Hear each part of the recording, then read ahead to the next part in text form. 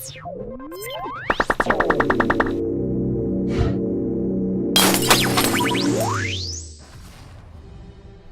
The Amazing Spider-Man 2 out in cinemas, we're given the inevitable movie video game tie-in.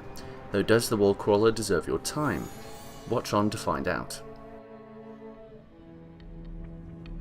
You're Mr. Spider-Man! Just Spider-Man.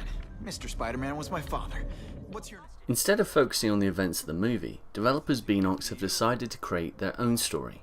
But that doesn't mean that Harry Osborn or Max Dillon don't get their time in the spotlight. With Uncle Ben's killer still on the streets, Peter takes it upon himself to go after the unknown murderer. Amidst the search though, you'll have the likes of Kingpin, Shocker and Kraven the Hunter plotting their own schemes.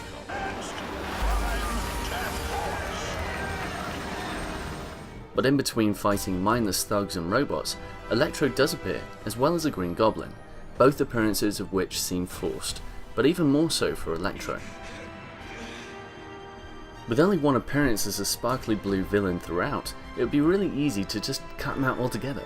I've only met Max Dillon for 30 seconds, now as soon as I finish a boss fight halfway through the game, all of a sudden Electro's alive and terrorizing the streets? Wait, where the hell did he come from? It just doesn't make sense, and the rest of the story doesn't help. No one cares! Hard not to feel sorry for the guy. He was a victim. Find him.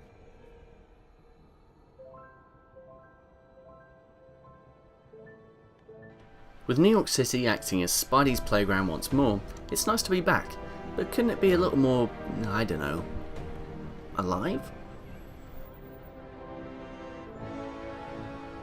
With the majority of the game having its development on last-gen consoles, it's clear that the next-gen versions don't really excel.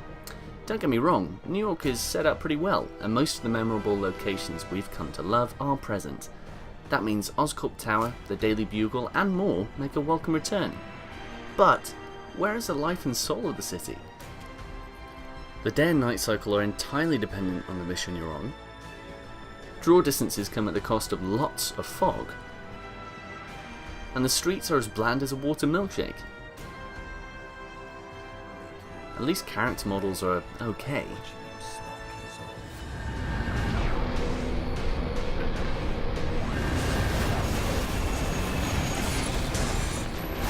While much of the game finds it hard to entertain, the good news is that swinging returns to form and combat is pretty cool at times.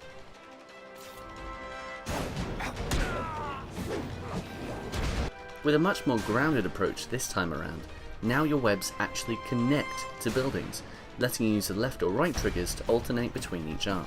So, no more cloud swinging. As you make your way through missions, combat sticks to the simple formula and uses the effective method of hit, counteract, or web.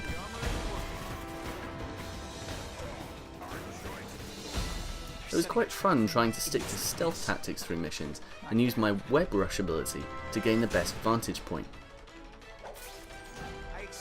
But at times the AI didn't make things easy. When you're finished with main missions, there are photos to take, thugs to beat, and people to rescue. But all in all, when they're in a lifeless city, they become tiresome quickly. It's not as if you had any control over that. What could you have done? I, like everyone else, hope that with each Spider-Man game, we'll get a stunner, but that day is yet to come. I can only hope that if Activision are listening, that they focus all their efforts on a detailed New York City with the full power of next-generation consoles behind it. And it might just be me, but I'd love to see those pizza delivery missions return. In other words, give the city some character and I'm sure the gameplay will follow suit. Start Replay give The Amazing Spider-Man 2 a 5 out of 10 for mediocre. If you want a more detailed opinion, head to startreplay.com for our full written review, and don't forget to follow us at StartReplay on Twitter.